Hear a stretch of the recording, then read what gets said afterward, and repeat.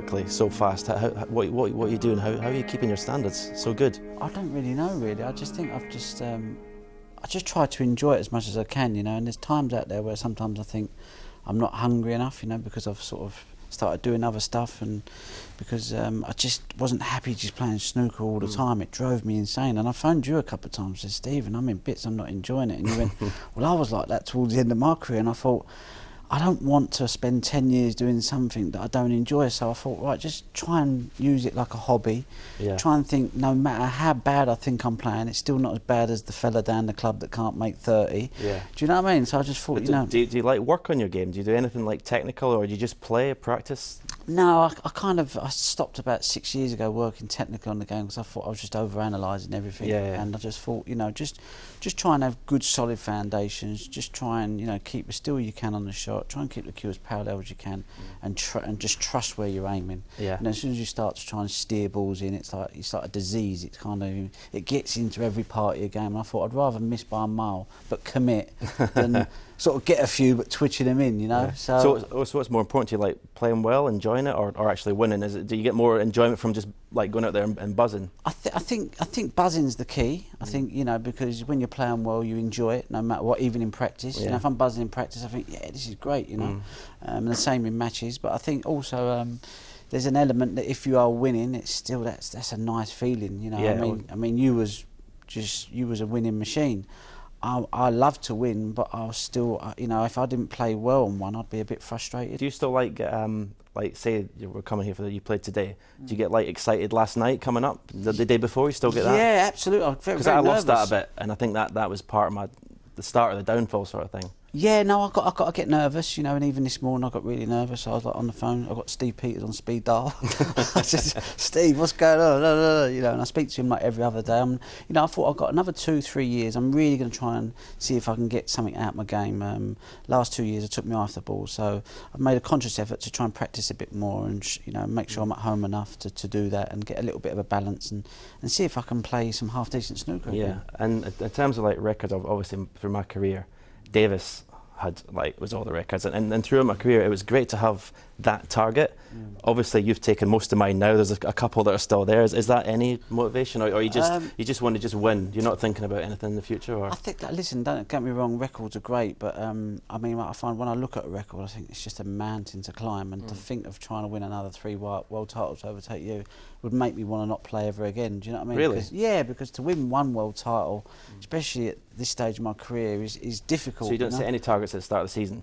I set myself realistic targets. So I know you've got 18 majors, I've got 17. I'd like to try and sort of, I think I've got a chance of getting near that. The Worlds that'd be a dream, but I doubt it'll ever happen. Do you ever look back at matches in your career? Do you ever look like... Sometimes I'll be at home and I'm bored and I maybe flick through. I mean, I never watch myself, but sometimes you flick through and see old matches. Do you ever do that? I try not to, because I kind of I looked at some... You look at your technique or whatever? Yeah, I start over-analysing. But I mean, I did look back last couple of months thinking, well, because I thought I played really well in 2012 to 2015, and I noticed a couple of things different in my technique, not massively, and I thought, well, maybe try and work on that. Do you think you've changed your game at all? Cause when people say, oh, you know, Ronnie's like, my name is an attacking player, but I think you play quite a percentage game now, because you know, like, if you get a chance, you're just going to dish up. Yeah. So you wait for other players to make the mistake. Yeah. So at the end, you've gone more that way. Yeah, I think that comes. You refused quite a lot, didn't you? No, really. Yeah, because I think, well, why push the boat out? You know, I'm quite comfortable playing the safety game. You know, my long potting's a lot better than it used to be. I'm scoring as well as I ever have done, and I think, well, you know, you've got to play the right shot, really. You know, and why should I leave them an easy opportunity when, you know, I'm happy to play the waiting game? And I think that comes with a bit of confidence in your game. I think sometimes I used to attack because I wasn't confident of playing a good safety shot. Nowadays, I think, you know, I fancy I'm going to play an half decent safety shot. So, you know, and it's just about just trying to keep the pressure on your opponent sometimes. You know. See, when you come to tournaments, obviously today, this tournament, obviously the build-up, the TV, it's all geared to you. Do you like that? You just get used to it now. That's all like, a lot of it's all about you.